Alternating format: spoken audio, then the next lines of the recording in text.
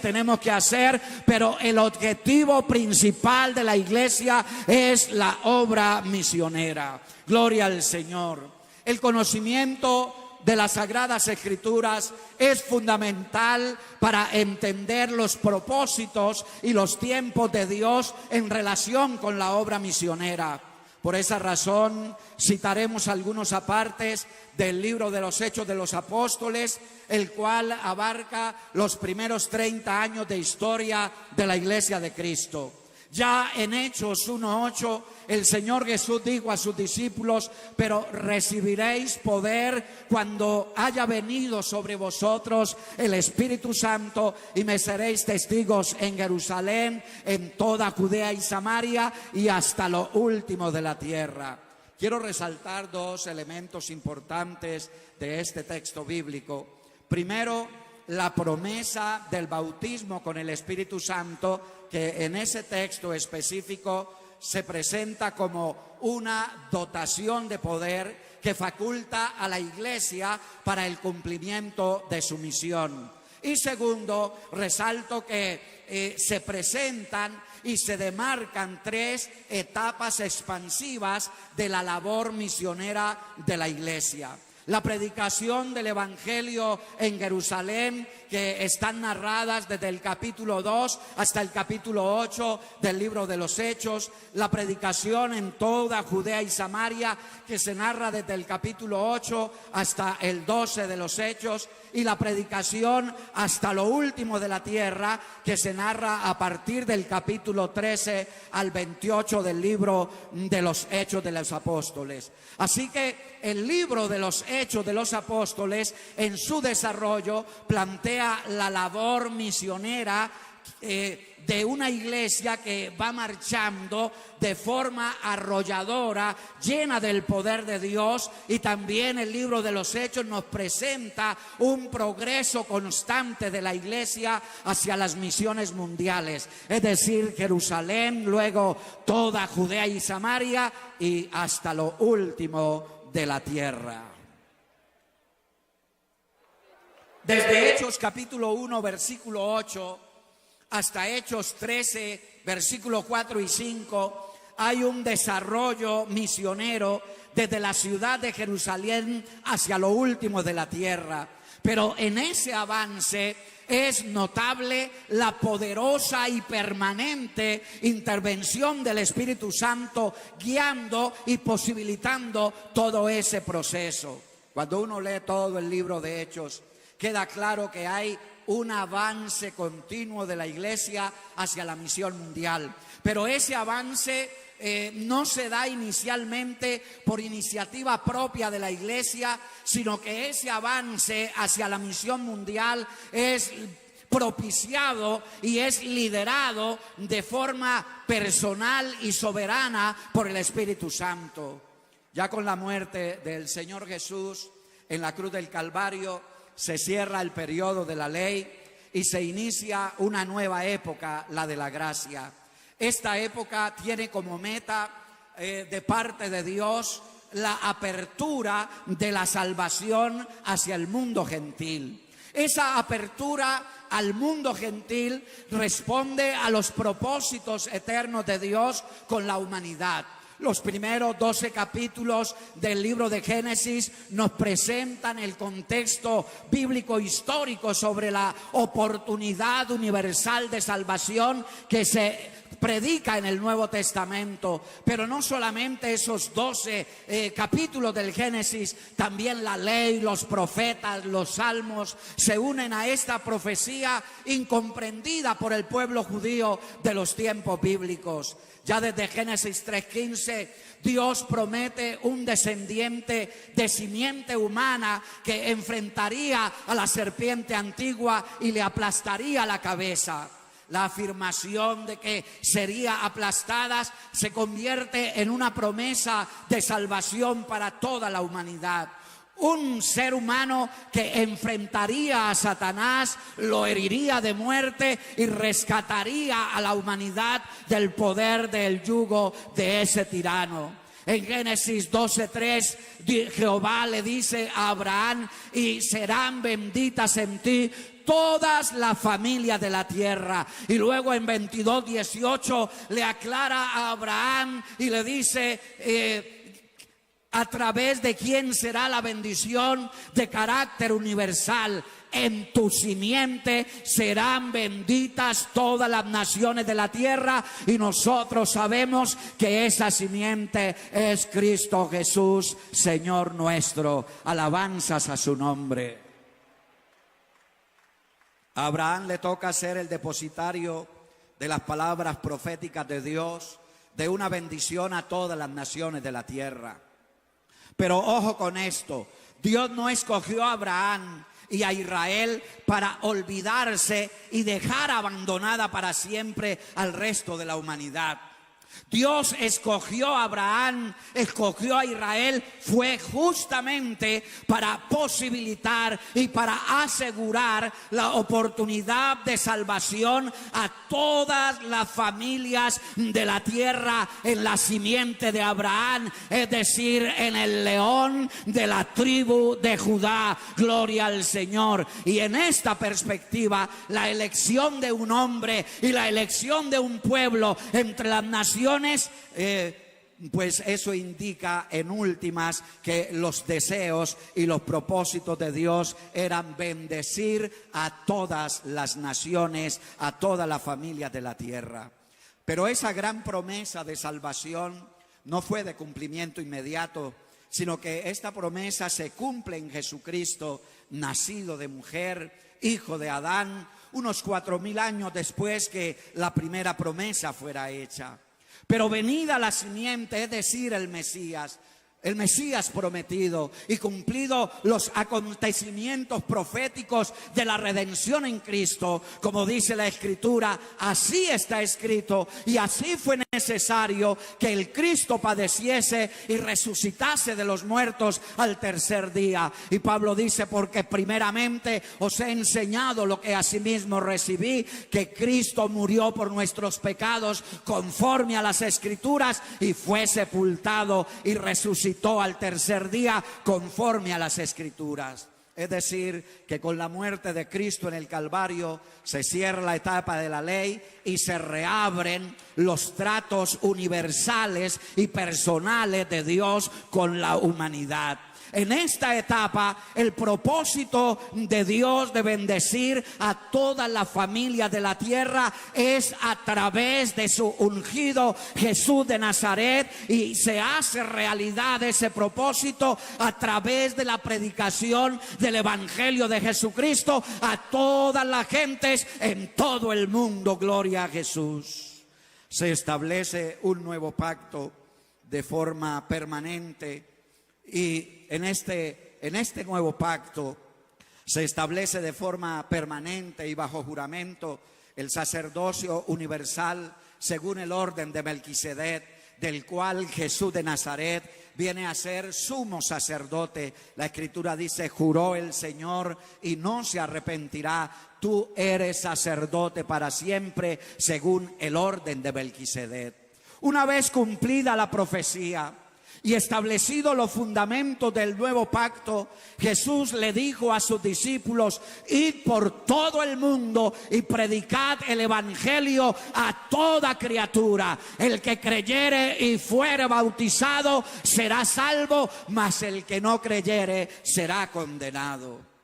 Y claro que extrañamente esa misión que se les propone ahora a los discípulos no era para ser desarrollada como en ocasiones anteriores entre los judíos, sino que el resucitado les presenta una nueva misión que es pasmosamente universalista y que además no encuadra en las creencias judías tradicionales. Y Él les advierte y les dice, pero recibiréis poder cuando haya venido sobre vosotros el Espíritu Santo, y me seréis testigos en Jerusalén, en toda Judea, en Samaria y hasta lo último de la tierra.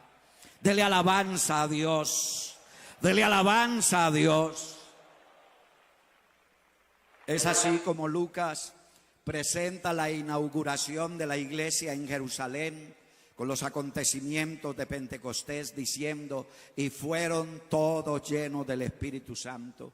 Por el bautismo con el Espíritu Santo, la iglesia fue dotada de poder para llevar a cabo la misión de ser testigos del Evangelio a todas las naciones, comenzando desde Jerusalén. Ese día de Pentecostés se inicia la labor evangelística en Jerusalén, comienza el testimonio de la iglesia en esa ciudad y los primeros creyentes proclaman el Evangelio en Jerusalén en cumplimiento del propósito divino que decía: y me seréis testigos en Jerusalén.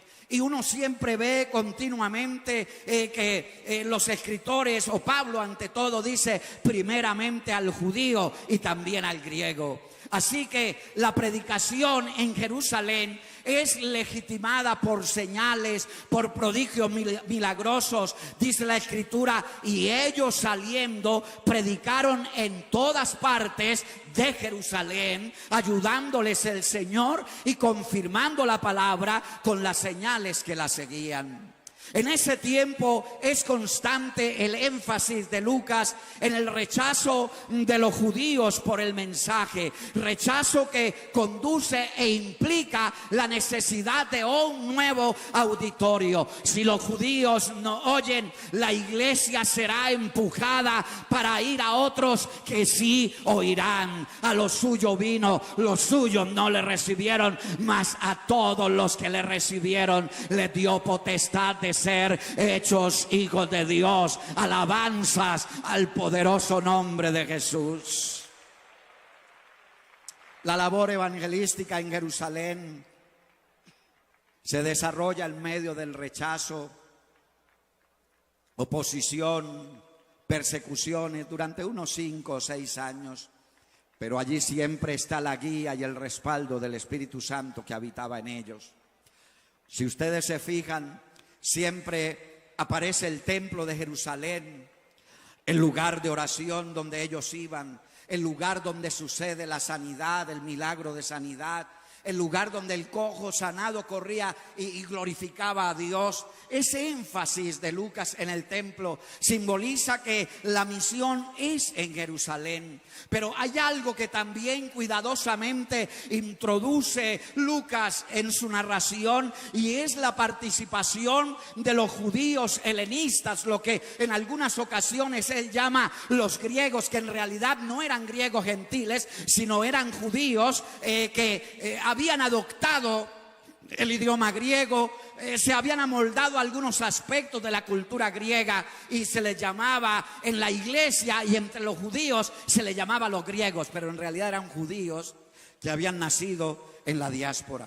La aparición de estos judíos helenistas entre los salvos viene a ser de gran importancia para la marcha posterior de la iglesia.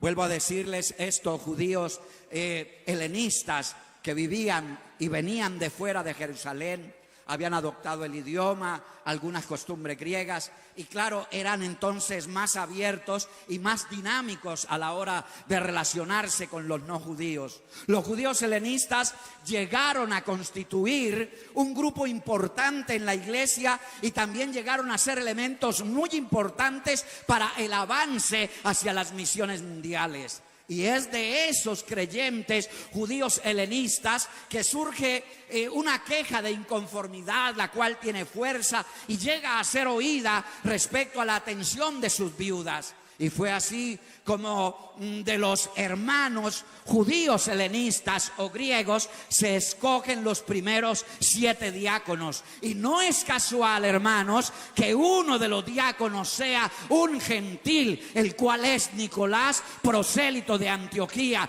No tendría que haberlo dicho Lucas. Él podría haber pasado por alto y decir sencillamente: Nicolás también llegó a ser uno de los 7 diáconos de la iglesia, pero pone un alto y dice: el cual es prosélito de Antioquía, para entender que ya desde los principios mismos de la iglesia el hombre gentil ya ingresa a formar parte del pueblo de Dios. Alabanzas a Jesús. Esteban, uno de los diáconos también judío helenista. Él predica, él es respaldado con señales, con prodigios, al igual que los 12 apóstoles del Cordero. Con la muerte de Esteban entonces se desata una terrible persecución y viene la consiguiente dispersión de la iglesia, en su mayoría compuesta por judíos helenistas. Muchos de ellos regresaron a sus lugares de origen. Y Saulo consentía en su muerte, refiriéndose a Esteban.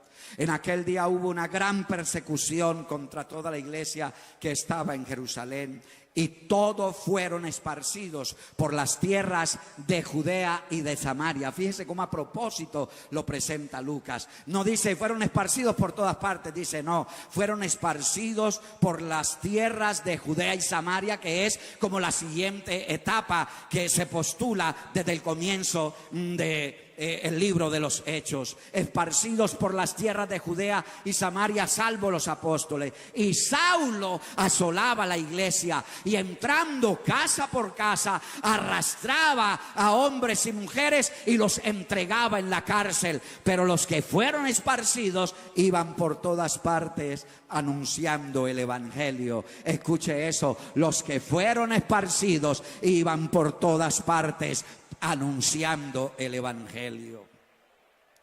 En estos primeros versículos del capítulo 8 se da por concluida la primera etapa de la misión y se ingresa en la segunda, es decir, toda Judea y Samaria. Ahora quiero resaltar que no es que todos en Jerusalén se hayan convertido al evangelio y entonces ahora procede la segunda etapa. No, mucha gente en Jerusalén no habían creído, sino que ya era el tiempo de Dios de pasar a esa segunda etapa misionera, ir con el evangelio por toda Judea y Samaria. Pero claro, la iglesia en sus primeros años está cargada de un fuerte etnocentrismo. No se identifica con el deseo divino de ir a las naciones, pues sus creencias judías no se los permitían. Cuando uno examina cuidadosamente la narración del libro de los Hechos en sus primeros 8 capítulos, se hace notable que aunque habían sido bautizados con el poder del Espíritu Santo, no estaba por ahora en los planes de la iglesia ir a todas las naciones con el mensaje del evangelio. Porque en los primeros años de vida, la visión misionera de la iglesia tropezó con un elemento muy fuerte que impedía el cabal cumplimiento de su misión, y es el etnocentrismo de esos primeros creyentes, que eran todos de origen judío. Su etnocentrismo radical no les permitía salir de su entorno con el mensaje del evangelio. Entendemos por etnocentrismo aquella actitud de un grupo humano que consiste en atribuirse el puesto central como el núcleo del mundo con respecto a los demás grupos. El etnocentrismo hace que valoremos exagerada y positivamente las propias realizaciones de lo nuestro, de nuestra etnia, nuestra nación y sus particularidades frente a los otros que son diferentes. Así que el etnocentrismo consiste de alguna manera en repudiar las formas culturales que son diferentes y alejadas a las nuestras. Los griegos hablaban de bárbaros a todo aquel que fuese extranjero, y los judíos hablaban de gentiles a todos los que no eran de origen judío. La palabra tecne es las gentes, pero entre nosotros la palabra gentil pues es de uso común, pero para los judíos era una palabra despectiva. Los gentiles, las gentes. El etnocentrismo tiene dos vertientes. Por un lado es positivo, porque mantiene la cohesión social de los grupos y la lealtad de los miembros a ciertos principios. Pero en segundo lugar, hay un cierto etnocentrismo radical, negativo, que puede conducir a actitudes y fenómenos como el nacionalismo, el racismo, el clasismo social, el clasismo religioso. Vean a la mujer samaritana actuando de forma etnocéntrica con Jesús de Nazaret. Vino una mujer de Samaria a sacar agua y Jesús le dijo, dame de beber. La mujer samaritana le dijo, ¿cómo tú, siendo judío, me pides a mí de beber, que soy mujer samaritana? Porque judíos y samaritanos samaritanos no se tratan entre sí. Eso es etnocentrismo. El Señor rompe con eso. Él le dice: en cambio, mujer, si tú me hubieras pedido a mí agua, yo sí te hubiera dado agua de beber, pero un agua distinta a la que sacas de ese pozo, un agua de si alguno tomare de esa agua que yo le doy, no volverá a tener sed jamás. Gloria al Señor Jesucristo. El etnocentrismo radical genera un amor, escuche este adjetivo, un amor desmedido por nuestra tierra, por nuestra gente, por nuestra nación, por nuestra región, por nuestra lengua, un rechazo de todo lo que consideramos diferente a lo nuestro, al punto que la totalidad de nuestro esfuerzo es en función de lo nuestro y quedamos incapacitados para ir más allá, para ver más allá, para extender la mano de misericordia más allá de la frontera que nosotros mismos nos hemos impuesto. Ese etnocentrismo es negativo para el desarrollo misionero de la iglesia de Dios. Entonces los que se habían reunido le preguntaron diciendo: Señor, ¿restaurarás el reino a Israel en este tiempo? Ellos no pensaban en otra cosa, sino en sí mismos. Él les dijo: no os toca a vosotros saber los tiempos o las sazones que el Padre puso en su sola potestad, pero recibiréis poder cuando haya venido sobre vosotros el Espíritu Santo, y me seréis testigos en Jerusalén, en toda Judea y hasta lo último de la tierra. Era como el Señor diciéndole a sus hombres: no es tiempo de preguntar sobre esos anhelos exclusivistas nacionales.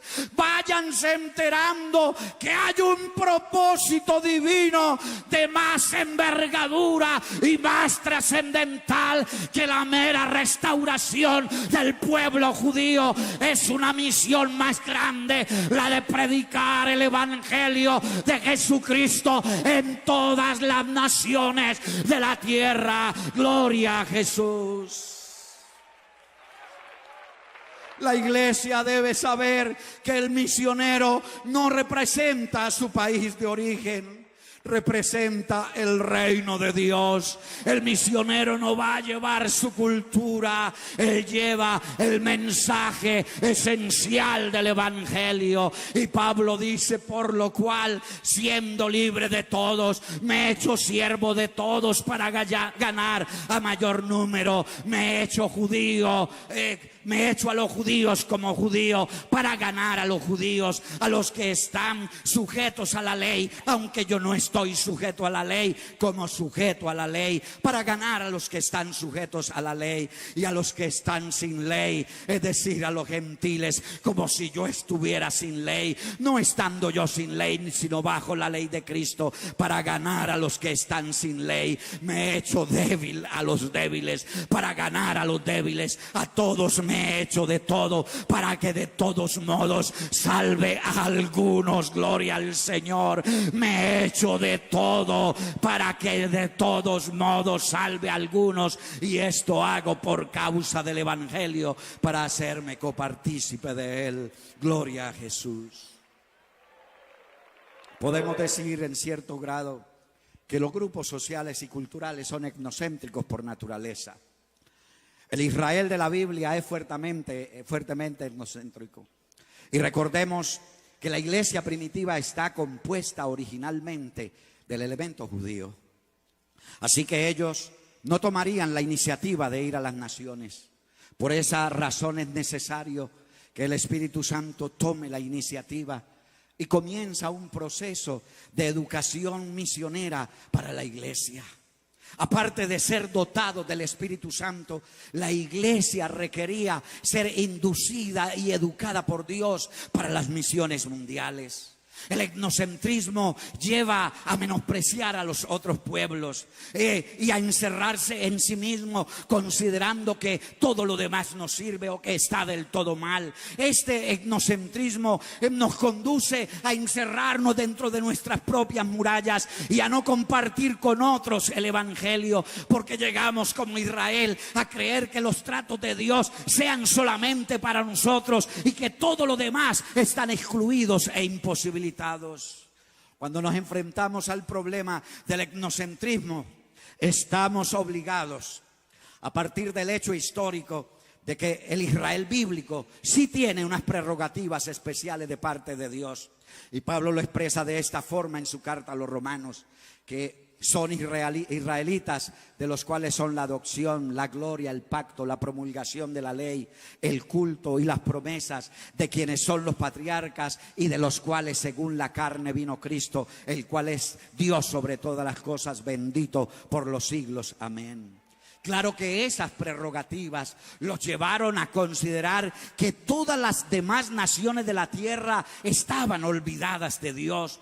Por tanto, acordaos de que en otro tiempo vosotros los gentiles, en cuanto a la carne, erais llamados incircuncisión por la llamada circuncisión hecha con mano en la carne. En aquel tiempo estabais sin Cristo, alejados de la ciudadanía de Israel, ajenos a los pactos de la promesa, sin esperanza, sin Dios en el mundo. Vosotros que en otro tiempo estabais lejos.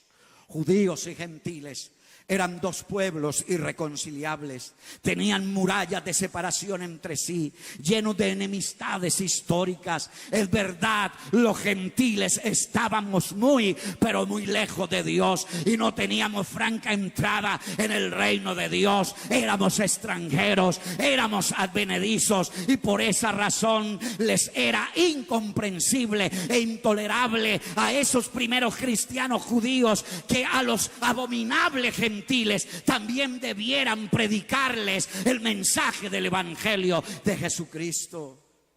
Las circunstancias adversas de persecución que vive la iglesia en los días de Saulo son usadas, no que el Espíritu Santo mande persecución, porque Él cuida a la iglesia, Él no la persigue, la persecución viene de otro lado, pero Él sí usa las circunstancias de persecución que se viven en los días de Saulo y con la finalidad de que la iglesia salga de su entorno, de su etnocentrismo y que ingrese con el evangelio en otras etnias diferentes a ellos. Era el momento de ir por toda Judea y Samaria. Pero por su parte los esparcidos pasaban anunciando las palabras de buenas nuevas y Felipe, bajando a la ciudad de Samaria, les proclamaba a Cristo. Esta segunda etapa se inicia haciendo alusión a los creyentes prófugos de Jerusalén que predican en las regiones a donde han huido para refugiarse. Aclaro esto, no huyeron a comenzar la obra, no fueron enviados en un proyecto de apertura de obra, sino que ellos se fueron huyendo para que no los mataran. Y no olvidemos lo que mencioné hace rato, que los judíos helenistas en el desarrollo del libro de los Hechos son la premisa histórica que posibilita el camino hacia los confines de la tierra. Porque ya dijimos que ellos habían logrado vencer muchos prejuicios de las tradiciones y del culto hebreo y con más facilidad se relacionaban con no judíos. Felipe el diácono, que es judío helenista, él inicia la predicación en Samaria y lo asombroso es que su disertación va acompañada de señales y prodigios. Es de notar que los apóstoles no tomaron la iniciativa de ir a predicar a Samaria, y entiendo por el contexto en que lo plantea Lucas que no tenían el proyecto de ir a Samaria, no tenían la intención de hacerlo, pero como el Espíritu Santo sí lo tenía planeado, usó las circunstancias de persecución y por medio de Felipe llegó hasta los samaritanos. Felipe llegó a Samaria a esconderse de la persecución terrible que había.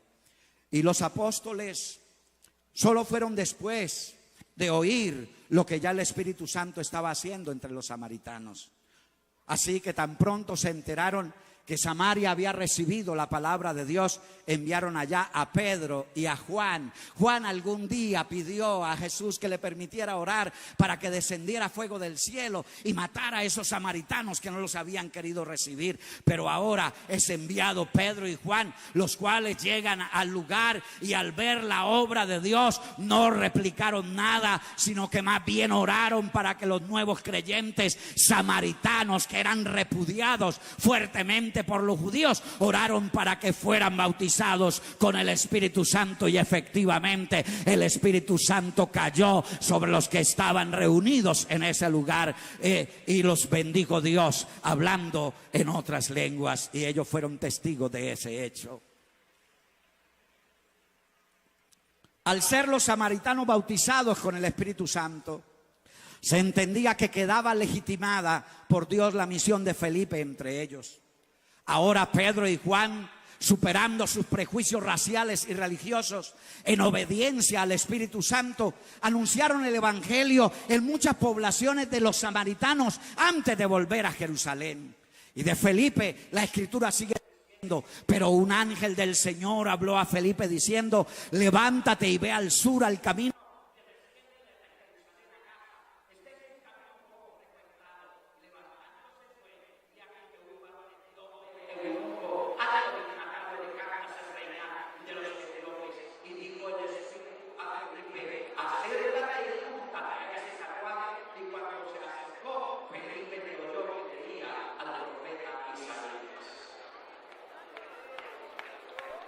¿Qué es la decisión una vez más?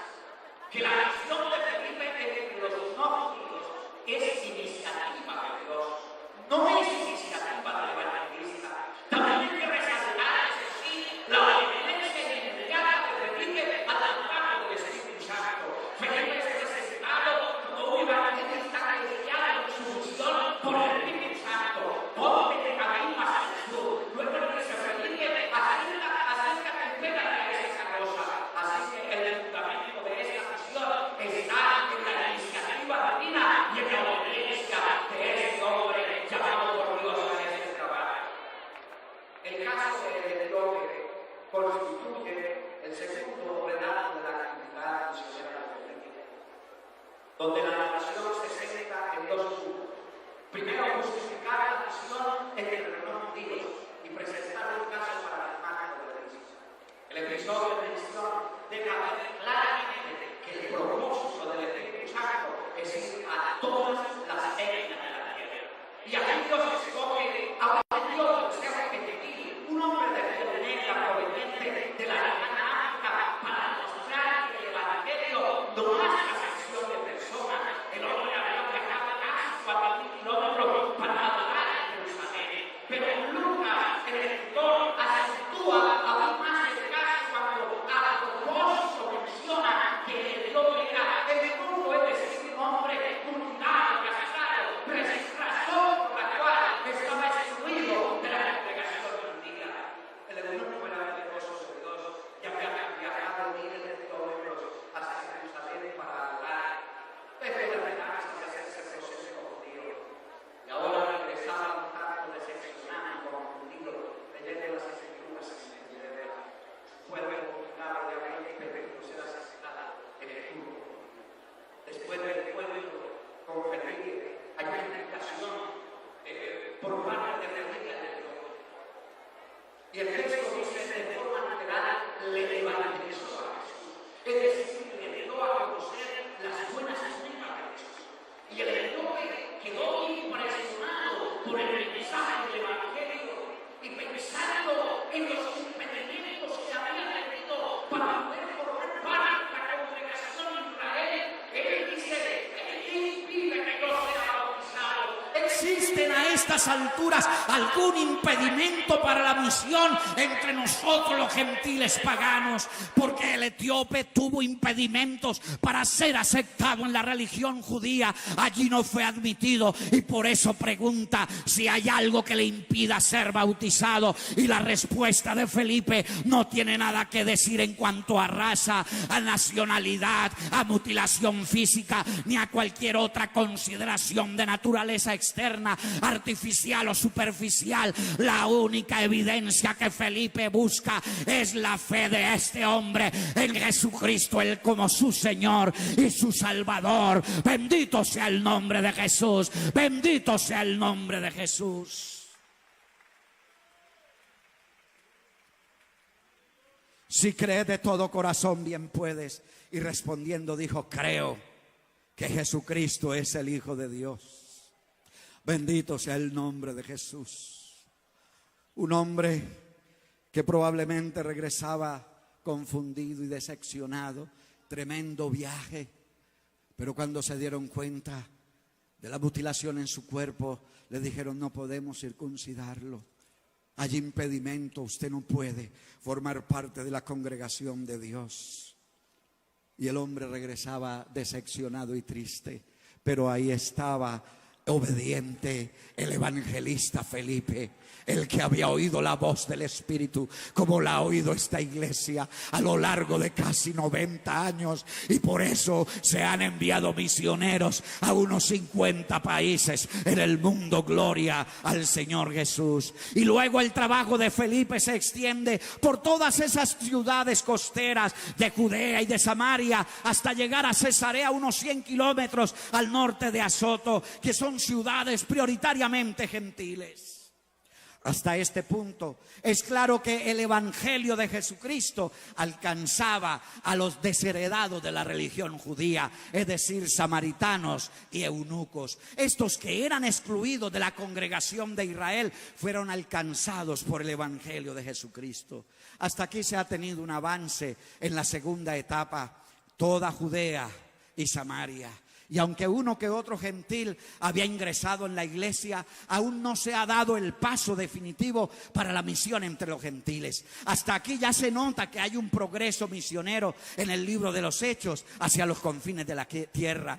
Todo hasta este punto ha sido como una etapa educativa y preparatoria proporcionada y guiada por el Espíritu Santo. Pero ya conscientes que el evangelio era también para los desheredados de la religión judía, enseguida entra en escena la conversión de Saulo de Tarso. Saulo es clave en ese proceso misionero de llegar con el mensaje de Jesús hacia lo último de la tierra.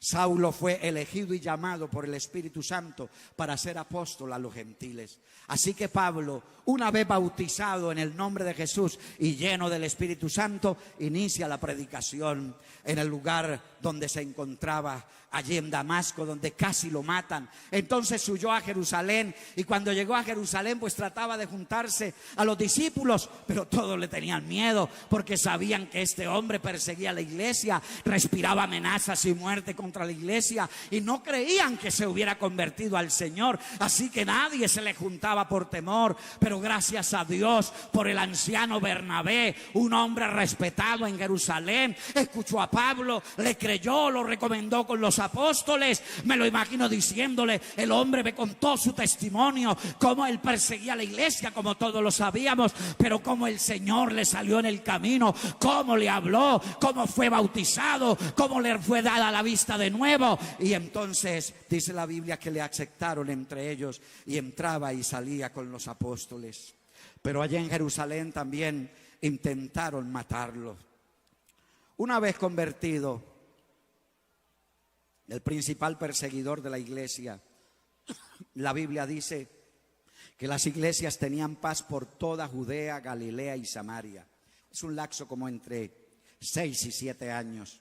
Y eran edificadas andando en el temor del Señor, y se acrecentaban fortalecidas por el Espíritu Santo.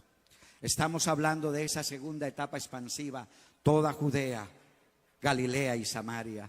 También el texto sagrado narra cómo Pedro va visitando las congregaciones, vino a los santos que estaban en Lida.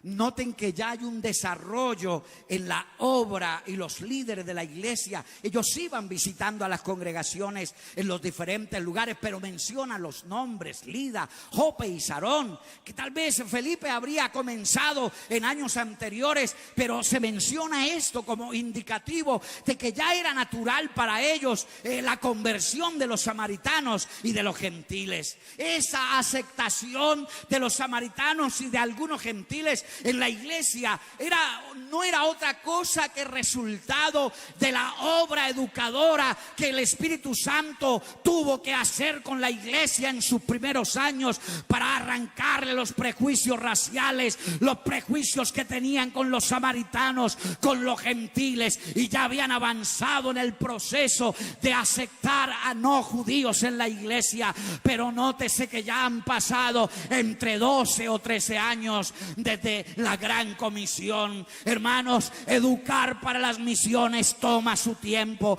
No es solamente que la gente reciba el don del Espíritu Santo y ya. Se requiere de un proceso formativo que debe ser dirigido por Dios y obedecido por la iglesia. Alabanzas a su nombre. En el libro de Hechos es notorio definitivamente que la expansión del Evangelio es iniciativa del Espíritu Santo. También es notorio que Dios usa inicialmente a los judíos helenistas en ese proceso. Eran menos prejuiciados religiosa y culturalmente que los hebreos de hebreos. Y en casi todos los casos es después de los helenistas que llegan los apóstoles a confirmar la obra de Dios en cada lugar. Esa iniciativa del Espíritu Divino los va convenciendo, me refiero a la iglesia y a sus líderes del primer siglo, que Dios no hace acepción de personas. Van avanzando ellos en ese proceso educacional hacia la misión mundial y progresivamente van siendo despojados de su egocentrismo. Pero ya han pasado unos 13 años después del día de Pentecostés. Ahora hay creyentes por toda Judea, Galilea y Samaria, como indicativo de que la iglesia había logrado avanzar en el proyecto misionero del Espíritu Santo en su segunda etapa, pero aún faltaba la expansión hacia lo último de la tierra. Después de la sanidad de Eneas en Lida y de la resurrección de Dorcas en Jope, Pedro se quedó muchos días en esta última ciudad, en Jope, en casa de un Simón curtidor. El oficio de curtir pieles era considerado impuro por los judíos. Sin embargo, Pedro se hospedó en esa casa. Este Simón curtidor, aborrecido del judaísmo por causa de su profesión, era ahora un creyente del evangelio, y en su casa hospedó al apóstol Pedro, que se quedó allí ya sin esos prejuicios religiosos. Aparece en el escenario otro personaje netamente gentil, Cornelio. Lo acontecido en la casa de Cornelio da un giro a la iglesia en cuanto a las misiones mundiales. No olvidemos que la iniciativa de llevar a Pedro a casa de un gentil la tomó fue el Espíritu Santo. No es que los apóstoles dijeron, bueno, ya es tiempo de entrar con el evangelio entre los gentiles. No, ni Pedro ni los otros líderes tenían ese proyecto misionero entre sus objetivos. Ellos no iban a contaminarse hablando con paganos impuros, gentiles, paganos e impuros. En la narración de lo sucedido en la casa del centurión romano Cornelio, hay un paralelismo de visiones. 2 días antes Cornelio tuvo una visión, ahora es Pedro el que tiene la visión. Pero Cornelio no es un rabino judío, es un oficial del odiado ejército romano. Era un gentil, había conocido el judaísmo, él estaba verdaderamente interesado en el Dios de los judíos, y por eso de forma continua buscaba a Dios en oración, en ayuno y dando dádivas a los judíos. Este hombre probablemente deseaba convertirse al judaísmo, y él sacaba tiempo para buscar a Dios. Y un día, mientras oraba y ayunaba, como a eso de las 3 de la tarde, un ángel del Señor se le apareció en visión y le dijo: envía pues hombres a Jope y haz venir a Simón, el que tiene por su nombre Pedro, y cuando él llegue te hablará palabras por las cuales serás salvo tú y toda tu casa. Alabanzas al Señor. Sí, alabanzas a su nombre. En ese momento Cornelio designó 2 de sus criados, un soldado también que estaba interesado como él en la fe judía, para que fueran a buscar al hombre llamado Pedro. Ellos no descansaron todo el viaje, cabalgaron toda la noche, cabalgaron al otro día como pasado el mediodía, le surgía llegar por Pedro. Y ya adentrando la tarde, llegaron a la ciudad de Jope y comenzaron a preguntar por la casa de Simón el curtidor. Recordemos que en la iglesia ya habían aceptado a los samaritanos y a algunos pocos gentiles. Ahora había llegado la hora en el reloj de Dios de aceptar de lleno a los abominables gentiles como objetivo del mensaje evangélico y como candidatos también a la vida eterna. Pero el Espíritu Santo quiere asegurarse de haber quitado de Pedro todo prejuicio religioso, nacional y cultural. Y por último le dio una visión que se repite por 3 veces. Pedro había subido a la azotea para orar cerca del mediodía, y cuando tuvo gran hambre y quiso comer, mientras le preparaban algo de comer, le sobrevino un éxtasis y vio el cielo abierto y que descendía algo como un gran lienzo atado de las 4 puntas, que era bajado a la tierra, en el cual había toda clase de cuadrúpedos terrestres y reptiles y aves del cielo. Y le vino una voz del cielo: levántate, Pedro, mata y come. Entonces Pedro dijo: Señor, no, porque ninguna cosa común o inmunda he comido jamás. Volvió la voz la segunda vez: lo que Dios limpió, no lo llames tú común. Esto se hizo 3 veces y aquel lienzo volvió a ser recogido en el cielo. Pedro estaba perplejo dentro de sí sobre lo que significaría la visión que había visto. Estaba pensando qué querría decirle Dios con esa visión. No entendía. Él era un judío. ¿Será que ahora Dios va a romper con las tradiciones judías y Él quiere que yo me dedique a comer esas cosas y a vivir como cualquier gentil? ¿Qué será lo que Dios tiene? Y entre tanto, los hombres que habían sido enviados por Cornelio llegaron a la puerta de la casa y llamando preguntaron si allí moraba un Simón que tenía por sobrenombre Pedro. Mientras tanto, arriba en la azotea, Pedro, pensativo, no entendía la visión, y antes que subieran a llamarlo, el Espíritu Santo le habló de nuevo: mira, 2 varones te buscan, pero levántate y baja y ve con ellos, no dudando nada, pues yo los he enviado. Alabanzas a Jesús. ¿Quién está tomando decisiones acerca de la misión mundial? La respuesta es obvia: el Espíritu Santo. Las misiones implican un proceso en el que Dios toma su tiempo para ir educando a su pueblo, a sus apóstoles, sobre la necesidad de ir a todas las naciones sin excepción alguna. La visión tiene como objetivo convencer a Pedro de que los gentiles paganos ya no son impuros como ellos habían aprendido en su religión. Si un judío se rozaba con un gentil, él quedaba ceremonialmente inmundo. Él se separaba, él procedía a unos lavamientos. Se hacía un negocio con un gentil y el gentil tenía que darle dinero de regreso, de vueltas. No se lo recibía. El gentil se iba contento pensando que el judío era muy bueno, pero es que él no quería contaminarse con dineros que habían pasado por las sucias manos de un perro gentil. Ese era el tratamiento para el pueblo gentil. Pero el deseo de Dios era que todos sean admitidos en la iglesia de Cristo Jesús.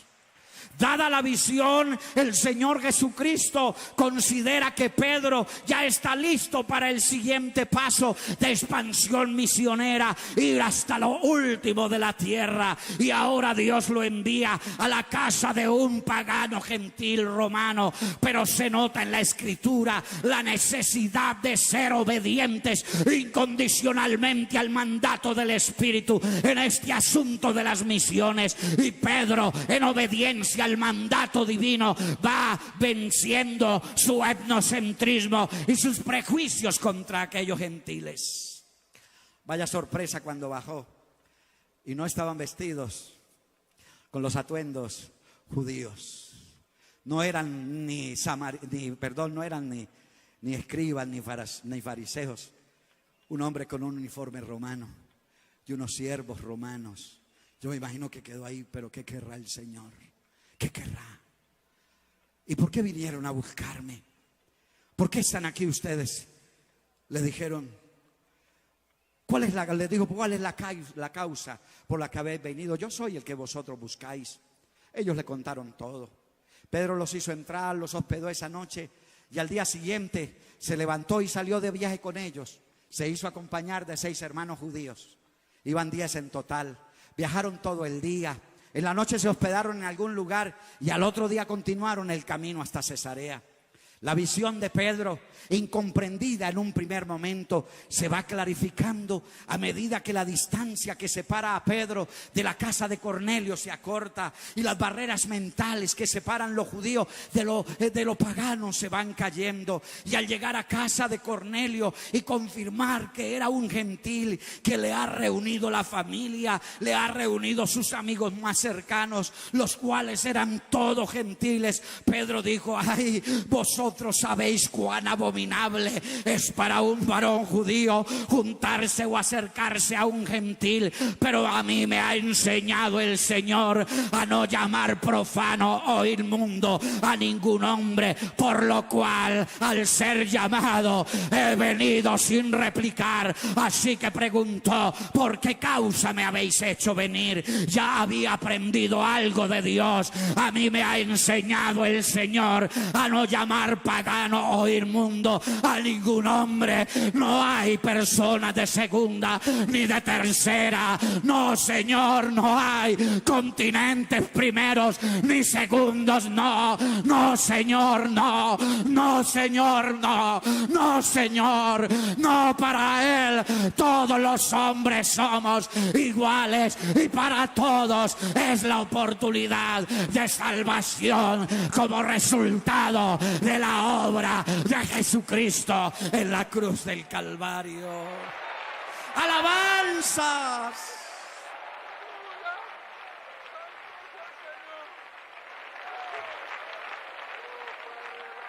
Pedro estaba conmovido por todo aquello. En verdad me percato que Dios no hace acepción de personas. Y les predicó a Cristo.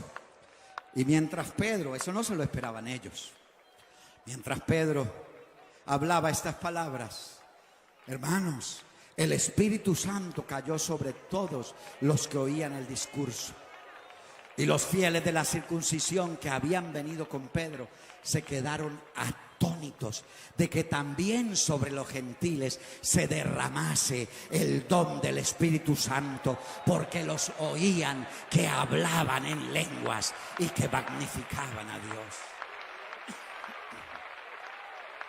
Gloria a Jesús.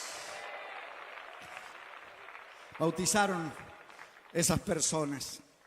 Oiga, hermano, cuando Pedro regresó a Jerusalén, estaban enojadísimos. Le dijeron, no, tienes que justificar tu comportamiento.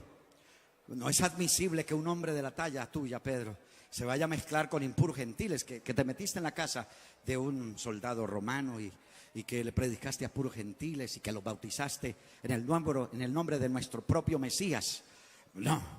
Y entonces lo llamaron. Oyeron los apóstoles y los hermanos que estaban en Judea que también los gentiles habían recibido la palabra de Dios. Y cuando Pedro subió a Jerusalén, disputaban con él los de la circuncisión, diciendo, ¿por qué has entrado en casa de hombres incircuncisos y has comido con ellos? Pedro les relató todo lo que había. Dice, y cuando empecé a hablar, después de que les contó lo de la visión y todo, cuando empecé a hablar a ese grupo de gentiles, cayó el Espíritu Santo sobre ellos, como sobre nosotros al principio, el día de Pentecostés. Si Dios pues les concedió también el mismo don que a nosotros, que hemos creído en el Señor Jesucristo, ¿quién era yo que pudiese estorbar a Dios? Entonces, oídas estas cosas, callaron y glorificaron, diciendo, oiga, de manera que también a los gentiles ha dado Dios arrepentimiento para vida. Dele una alabanza al Señor Jesús. Una alabanza para Él. con la persecución en Jerusalén encabezada por Saulo de Tarso, los creyentes huyeron para refugiarse en diferentes ciudades. Entre esos algunos se fueron 480 kilómetros al norte de Jerusalén, a la ciudad de Antioquía de Siria. Y dice el texto que llegaron a Fenicia, a Chipre y hasta Antioquía. Al comienzo solo le hablaban a los judíos. Luego comenzaron a hablarles a otros que eran judíos helenistas y a los samaritanos. Pero llegó el momento en que se abrieron a hablarle a los gentiles, griegos o romanos, o como los griegos llamaban a los no griegos, a los bárbaros. Había entre ellos unos varones de Chipre y de Cirene, los cuales cuando entraron en Antioquía hablaron también a los griegos, anunciando el evangelio del Señor Jesús. Hermanos, y de inmediato se destaca el éxito de su predicación, el respaldo que tenían de Dios. La Biblia dice, la mano del Señor estaba con ellos y gran número creyó y se convirtió al Señor. Fue así que en Antioquía de Siria es donde abiertamente se comienza a predicar el evangelio a los gentiles. Antioquía, ciudad ubicada al norte de Jerusalén, unos 480 kilómetros. Es la ciudad donde se conforma la primera iglesia netamente gentil. Las demás iglesias, la mayoría eran judíos y unos pocos gentiles. Pero en esta los judíos eran pocos y los gentiles eran muchos. Y la iglesia creció y se predicaba allí el mensaje. Y eso llegó a oídos de la iglesia en Jerusalén. Y dijeron, ¿cómo así que una iglesia de gentiles? Vamos a mandar a alguien que mire qué es lo que está pasando allá, que los están bautizando en el nombre de Jesús, que como así hay que ir para ver cómo son las cosas. Y gracias a Dios que escogieron bien. Bueno, casi siempre sucede así. Escogieron al hermano Bernabé, natural de Chipre, un hombre de mucha confianza para la iglesia de Jerusalén. Y este era un hombre bueno, lleno del Espíritu Santo y lleno de fe. Él viajó esos 480 kilómetros, llegó a Antioquía, a esa iglesia de puros gentiles, y el hombre quedó extasiado cuando vio la obra de Dios. Le dijo, ay hermanos, esto es de Dios, sigan perseverando en lo que han creído. Y en vez de regresarse con quejas amargas para Jerusalén, se quedó pastoreando la iglesia. Y después de un tiempito se acordó de un muchacho, Saulo, que hacía como 10 años u 11 años atrás le había dicho que Dios lo llamó para los gentiles. ¿Dónde estará ese muchacho? ¿Será que todavía tiene viva esa llama? ¿Todavía tiene ese llamado hacia los gentiles? ¿O ya se habrá olvidado de eso? La llama misionera no se extingue. La llama misionera con el paso de los años lo consume más a uno. ¡Oh, gloria a Dios! Y entonces viaja 200 kilómetros a Tarso preguntando por ese hombre llamado Saulo. Me imagino que habló con él y luego le dijo, bueno, estoy pastoreando una iglesia de puros gentiles, usted no se va conmigo. Y se lo llevó de ayudante para Antioquía de Siria, y la iglesia fue prosperada tremendamente, gloria al Señor. Y un día, mientras la iglesia gentil oraba y ayunaba, el Espíritu Santo dijo, apartadme a Bernabé y a Saulo para la obra a la que los he llamado. Gloria al Señor, gloria al Señor. El Espíritu Santo habló a la iglesia de forma imperativa, separadme ya a Bernabé y a Saulo para la obra a que los he llamado. Es como decirlo, iglesia, déjenlos a mi total disposición, pónganlos aparte de inmediato, ya no me los ocupen más en los oficios de la iglesia local, déjenlos libres pero porque los necesito, pero ya sepárenlos, apártenlos para mí. De manera soberana e imperativa, Dios ha elegido a Bernabé y a Saulo para la obra, para un trabajo específico, para una tarea, ir con el evangelio hasta los confines de la tierra, llegar con el mensaje del evangelio a todas las etnias y a cada persona en cada lugar. Saulo había sido escogido desde su misma conversión, y es evidente que es allí en Antioquía de Siria, donde nacen formalmente las misiones mundiales. Y nacen en una decisión soberana del Espíritu Santo, porque las misiones son el proyecto divino para la evangelización de todas las naciones en la tierra. Dios los llamó, la iglesia los reconoció ese llamado, la iglesia actuó en consecuencia con ese llamado. Dice: entonces, tras ayunar y orar e imponerle las manos, los despidieron. Ante el llamado del Espíritu Santo en la iglesia de Antioquía no hay reproches. ¿Cómo que se los va a llevar, Señor? Si ese susto que teníamos cuando llegó Bernabé y luego vino a ser una consolación para la iglesia, y llega Saulo y llegan otros líderes y esto se pone tan hermoso, y ahora que estamos en el mejor momento, ¿cómo es que te los vas a llevar? No, Señor, no hubo ninguna clase de reclamos ni de reproches. Hay una identidad de la iglesia con el llamado del Espíritu Santo a los misioneros, y dice que tras orar, ayunar y orar e imponerle las manos, los despidieron. Los despidieron, no es que les dijeron adiós, literalmente dice, los soltaron. Es decir, la iglesia no los detuvo, la iglesia los desligó de toda responsabilidad y les abrieron el camino para que marcharan. Todos los compromisos que ataban a Bernabé y a Saulo a la iglesia local fueron disueltos y quedaron a disposición del Espíritu Santo, y los dejaron marchar. No los detuvieron, no les estorbaron, sino que les facilitaron las cosas para salir fuera. Gracias, hermano del consistorio. Gracias, iglesia en Colombia, porque se han alineado al llamado de Dios y han apoyado a cada uno de nosotros. Estuve en Argentina casi 9 años, 4 años ahora en la República Bolivariana de Venezuela, y allá ha estado el consistorio y allá ha estado la iglesia en Colombia, pendiente de sus misioneros por todo el mundo. Gloria a Dios, gloria a Dios, gloria a Dios. Y creo que casi la mayoría de los que estamos en la obra misionera teníamos compromisos en el distrito, en esto, en aquello. Pero cuando el Señor nos llamó, entonces esta sabia iglesia y nuestros apóstoles nos desligaron de todo y nos dijeron: bueno, váyanse, pero no nos mandaron con las manos vacías. ¡Oh, gloria a Dios! ¡Gloria a Dios! ¡Gloria a Dios!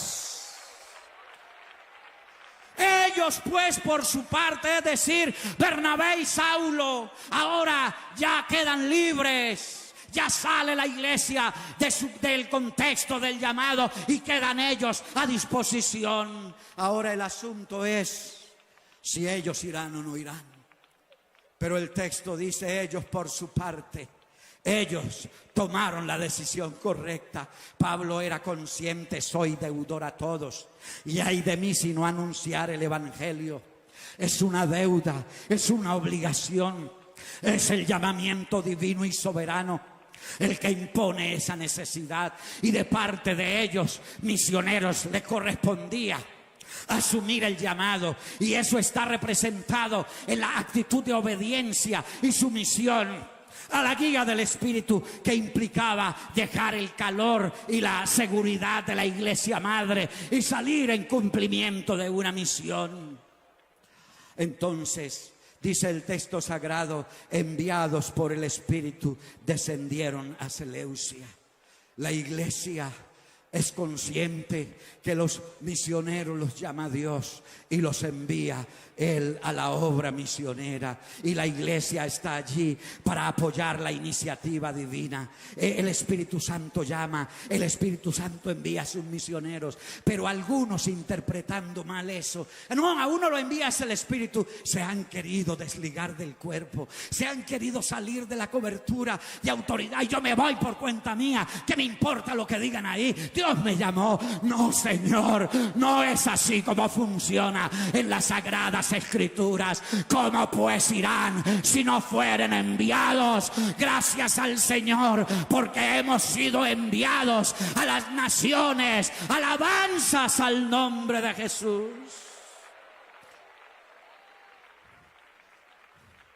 Ahí en Hechos 13 se inauguran las misiones mundiales. Desde ese día, digamos lo que se abrió el telón para que todo ese auditorio gentil que estaba en la expectativa, ¿qué iba a pasar? Uno que otro gentil había logrado entrar detrás del telón, pero ahora se abrió de par en par. Y todo ese pueblo gentil, él llegaba y predicaba a Pablo en las ciudades por donde iba. En algunas iba a la sinagoga, en otras ni siquiera había sinagoga. Y él, me lo imagino por ahí parado en una plaza, en la calle, predicando. Y no había ni siquiera 20 judíos en esa ciudad, porque no había sinagoga. Pero entre esos paganos llegó un paralítico de rastra y lo miraba y le creyó todo lo que decía. Y se le llenó el corazón de esperanza. Y Pablo, viendo que tenía fe para ser sanado, le habló unas palabras y el hombre fue sanado en el acto. Y la gente estaba confundida y querían adorarlos como si fueran dioses paganos, pero ellos lo tenían claro, como Pedro en la puerta de la Hermosa. No es por nuestra cualidad, no es por nuestra piedad, no, es en el nombre del Señor Jesucristo de Nazaret que éste ha recibido esta sanidad.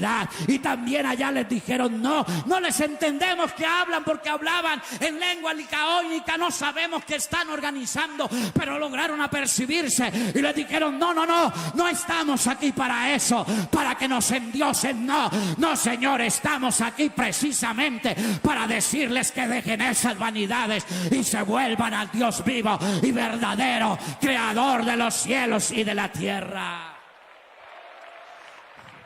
Es tiempo de misiones. Desde ese día el telón de las misiones se abrió para que entren todos por las puertas de salvación. Que Asia ya fue evangelizado en tiempos antiguos, que Europa ya fue evangelizada en el pasado, que ya África ha oído el evangelio desde muy temprano en la historia del cristianismo, que ya América lleva siglos oyendo el evangelio. Pero no olvidemos que los tratos de Dios desde el Calvario hacia acá no son nacionales, sino personales, que los tratos de Dios son universales, al mismo tiempo personalizados. Eso es como el río que ves descender desde un puente.